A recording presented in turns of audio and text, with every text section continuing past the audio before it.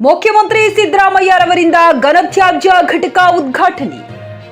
ಗಾಂಧಿನಗರ ವಿಧಾನಸಭಾ ಕ್ಷೇತ್ರದಲ್ಲಿ ಬೆಂಗಳೂರು ಘನತ್ಯಾಜ್ಯ ನಿರ್ವಹಣೆಯ ನಿಯಮಿತ ದ್ವಿತೀಯ ಹಂತದ ಘನತ್ಯಾಜ್ಯ ವರ್ಗಾವಣೆ ಘಟಕ ಹಾಗೂ ಸ್ವಯಂ ಚಾಲಿತ ಘನತ್ಯಾಜ್ಯ ವಿಂಗಡಣಾ ಘಟಕ ಉದ್ಘಾಟನಾ ಸಮಾರಂಭ ಕಾರ್ಯಕ್ರಮ ನಡೆಯಿತು. ಘನತ್ಯಾಜ್ಯ ವಿಲೆ ಮಾಡುವಂತಹ ಹಾಗೂ ಅದನ್ನ ಮರುಬಳಕೆ ಮಾಡುವಂತಹ ಮತ್ತು ರಸ್ತೆ ಮೇಲೆ ಬೀಳದೇ ಇರದಂತಹ ಆಧುನಿಕ ತಂತ್ರಜ್ಞಾನ ಇದಾಗಿದೆ. ಚಾಮರಾಜನಗರ ಕ್ಷೇತ್ರದ 7 ವಾರ್ಡ್ಗಳಿಗೆ ಹಾಗೂ ಗಾಂಧಿನಗರ ಕ್ಷೇತ್ರದ 2 ವಾರ್ಡ್ಗಳಿಗೆ ಮತ್ತು ಇನ್ನು ಎಲ್ಲಾ ಕಡೆಗಳಿಗೆ ಆದಷ್ಟು ಬೇಗನೆ ಆಗಲಿದೆ ಎಂದು ಆರೋಗ್ಯ ಸಚಿವ ದಿನೇಶ್ ಗುಂಡೂರಾವ್ ಅವರು ಮಾಧ್ಯಮಗಳಿಗೆ ಪ್ರತಿಕ್ರಿಯಿಸಿದರು.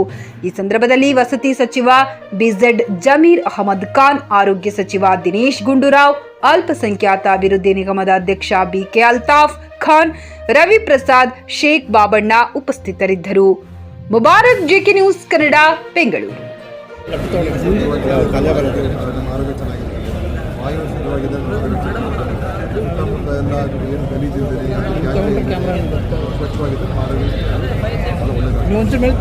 ಇದು ಭಾಳ ಒಳ್ಳೆಯ ವ್ಯವಸ್ಥೆಯನ್ನು ಇವತ್ತು ಬಿಜೆಪಿ ನಮ್ಮ ಬೆಂಗಳೂರು ಮಹಾನಗರ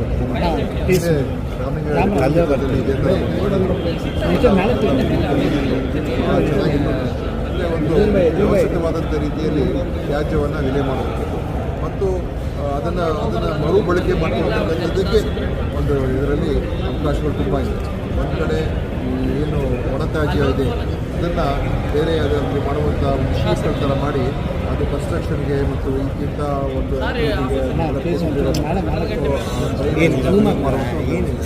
ಇನ್ನೊಂದು ವೆಹಿಕಲ್ಸ್ನಲ್ಲೂ ಕೂಡ ಗೊಬ್ಬರ ಮಾಡ್ಕೊಳ್ಳೋದಕ್ಕೆ, ಬಯೋಗ್ಯಾಸ್ ಮಾಡೋದಕ್ಕೆ ಮತ್ತು ಎಲ್ಲೂ ಕೂಡ ಏನು ಈ ಗಾಡಿಗಳೇನು ಮಾಡಿದ್ದಾರೆ ಕೂಡ ಒತ್ತಾಯ ಆಗ್ತದೆ. ಮತ್ತು ಎಲ್ಲೂ ಕೂಡ ರಸ್ತೆಯಲ್ಲಿ ಈ ಗಾಡಿಗಳು ಹೋಗ್ತಾ ಇದ್ರೆ ಅಲ್ಲಿ ಅದು ಲೀಕ್ ಆಗೋದು, ಅಲ್ಲೇ ಬಿಡೋಗೋದು, ಬೀಳೋದು, ಅದೇನು ಜನರಿಗೆ ಏನೂ ಗೊತ್ತಾಗಲ್ಲ. ಅಷ್ಟು ಆಧುನಿಕವಾದಂಥ ವ್ಯವಸ್ಥೆ ಖಂಡಿತವಾಗಿಯೂ ಇದು ಎಲ್ಲ ಕಡೆ ಮಾಡಿದ್ರೆ ಒಳ್ಳೆಯದು.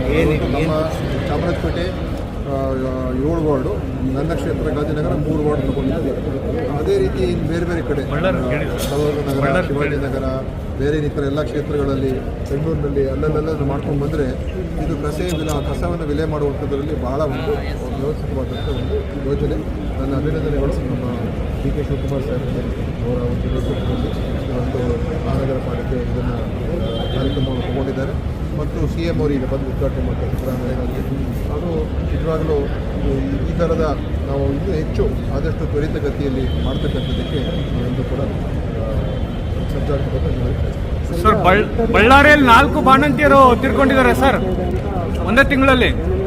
ಸ್ವಲ್ಪ ತಲೆಯಿಂದಕ್ಕೆ ಬಂತ ಹೇಳಿ ರಿಪೋರ್ಟ್ ಗೊತ್ತಿಲ್ಲ. ಈ ಥರ ಕಂಪ್ಲೇಂಟ್ಗಳು ಅವಾಗ ಬರ್ತಾ ಇರ್ತದೆ. ಸರ್ಕಾರಿ ಆಸ್ಪತ್ರೆ ಅದು ವೈದ್ಯಕೀಯ ಶಿಕ್ಷಣ ಇಲಾಖೆ ಸೇರುವಂಥ ಆಸ್ಪತ್ರೆ.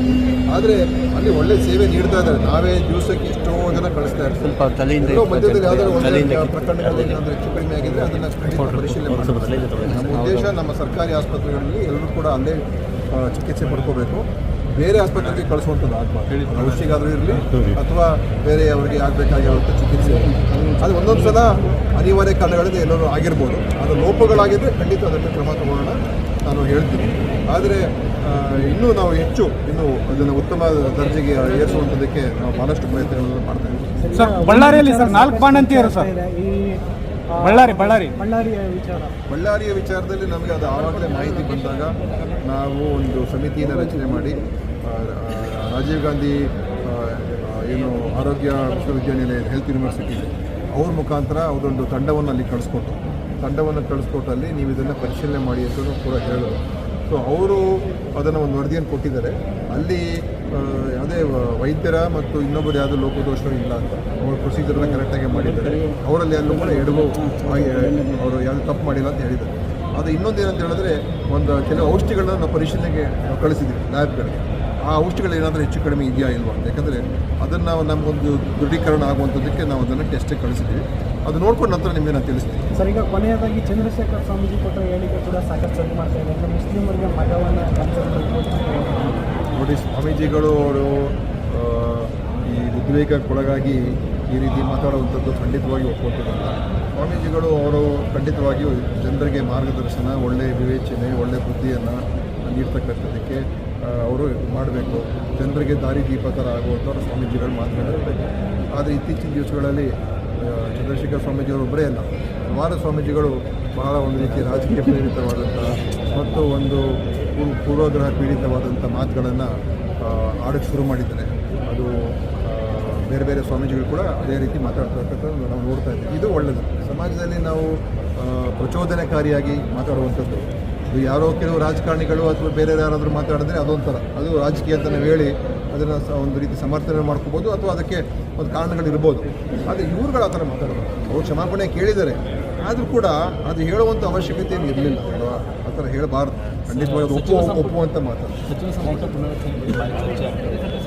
ಸಿಎಂ ಅವರು ಸದ್ಯ ದೆಹಲಿಗೆ ಏನು ಚರ್ಚೆಗಳಾಗ್ತದಲ್ಲ ಪಕ್ಷದಲ್ಲಿ? ಇಲ್ಲ, ಅದರ ಬಗ್ಗೆ ನನಗೆ ಗೊತ್ತಿಲ್ಲ. ಸಿ ಎಂ ಅವರು ಕೇಂದ್ರದ ಸಚಿವರುಗಳನ್ನು ಭೇಟಿ ಆಗುತ್ತಾದರೆ ಖಂಡಿತವಾಗಿಯೂ ರಾಜಕೀಯ ಚರ್ಚೆಗಳು ಇದ್ದೇ ಇರ್ತದೆ. ಆದರೆ ಆ ಎಲ್ಲ ವಿಷಯಗಳು ನಮ್ಮ ಹೈಕಮಾಂಡ್ ಅವರು ಮತ್ತು ಸಿ ಎಂ ಅವರು, ಅಧ್ಯಕ್ಷರು ಅವರು ತೀರ್ಮಾನ ಮಾಡಿದ್ದಾರೆ. ಏನೇ ತೀರ್ಮಾನ ಮಾಡಿದ್ರು ಕೂಡ ನಾವೆಲ್ಲರೂ ಅಧ್ಯಕ್ಷರ ಬದಲಾವಣೆ ಆಗಬಹುದು ಅನ್ನುವಂಥ ಚರ್ಚೆಗಳಾಗ್ತದೆ. ಈಗ ಅಧ್ಯಕ್ಷರು ಬದಲಾವಣೆ ಆಗ್ತಕ್ಕಂಥದ್ದಕ್ಕೆ ಕೆಲವು ಕಡೆಯಿಂದ ಮಾತುಗಳಿದೆ. ಯಾಕಂತ ಹೇಳಿದ್ರೆ ಶಿವಕುಮಾರ್ ಅವರು ಭಾಳ ಒಳ್ಳೆಯ ಕೆಲಸ ಮಾಡಿ ಅಧ್ಯಕ್ಷರಾಗಿ ನಮ್ಮ ಪಕ್ಷವನ್ನು ಕಟ್ಟಿದ್ದಾರೆ, ಅಧಿಕಾರ ಕೂಡ ತಗೊಂಡ್ಬಂದಿದ್ದಾರೆ ಮತ್ತು ಅಭಿವೃದ್ಧಿ ಕೆಲಸ ಮಾಡ್ತಾರೆ. ಇದ್ರ ಬಗ್ಗೆ ಎರಡು ಮಾತಿಲ್ಲ. ಆದರೆ ಅವ್ರದ್ದು ಕೂಡ ಈಗ ಸುಮಾರು 5 ವರ್ಷಕ್ಕಿಂತ ಹೆಚ್ಚಾಗ್ತಾ ಇದೆ ಅವರು ಅಧ್ಯಕ್ಷರಾಗಿ. ಅವ್ರಿಗೂ ಕೂಡ ಬೇರೆ ಬೇರೆ ಕೆಲಸ ಕಾರ್ಯಗಳು ಭಾಳಷ್ಟು ಇದೆ. ಅದರಿಂದ ಅವರು ಮುಂದುವರೆದರೂ ನಮಗೇನು ಸಮಸ್ಯೆ ಇಲ್ಲ. ಆದರೆ ಯಾರಾದೊಬ್ಬರು ಪೂರ್ತಿಯಾದಂಥ ಸಮಯ ಅಧ್ಯಕ್ಷರಿಗೆ ಕೊಟ್ಟು ಕೆಲಸ ಮಾಡ್ತಕ್ಕಂಥದ್ದು ಮಾಡೋದು ಕೂಡ ಅದು ಕೂಡ ತಪ್ಪಲ್ಲ. ಅದನ್ನು ಯಾವ ರೀತಿಯಾಗಿ ತೀರ್ಮಾನ ಆಗುತ್ತೆ ನೋಡಿ. ಹುಮ್ನಾಬಾದ್ನಲ್ಲಿ 24x7 ಸೇವೆ ಸಲ್ಲಿಸುತ್ತಿರುವ ಮಕ್ಕಳ ಹೈಟೆಕ್ ಗಗನ್ ಆಸ್ಪತ್ರೆ. ಬೀದರ್ ಜಿಲ್ಲೆಯ ಜನರಿಗೆ ಈಗ ತಮ್ಮ ಮಕ್ಕಳ ಆರೋಗ್ಯದ ಬಗ್ಗೆ ಚಿಂತೆ ಬೇಡ. ನಿಮ್ಮ ಜಿಲ್ಲೆಯ ಹುಮ್ನಾಬಾದ್ನ ಗಗನ್ ಆಸ್ಪತ್ರೆ ನೋಡಲು ಸುಂದರವಾದ ಕಟ್ಟಡ ಅಷ್ಟೇ ಅಲ್ಲದೆ ಮಕ್ಕಳಿಗೆ ತರಹದ ಆಟದ ಮನರಂಜನೆ ಜೊತೆಗೆ ಅತ್ಯುತ್ತಮ ಚಿಕಿತ್ಸೆ ನೀಡಲಾಗುತ್ತದೆ.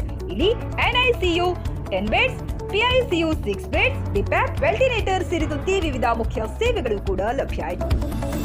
ಹೆಚ್ಚಿನ ಮಾಹಿತಿಗಾಗಿ ಭೇಟಿ ನೀಡಿ ಗಗನ್ ಆಸ್ಪತ್ರೆ, ಪೊಲೀಸ್ ಠಾಣೆ ಹಿಂದುಗಡೆ, ಹುಮ್ನಾಬಾದ್. ಸಂಪರ್ಕಿಸಿ 9620618472 ಅಥವಾ 8884666532.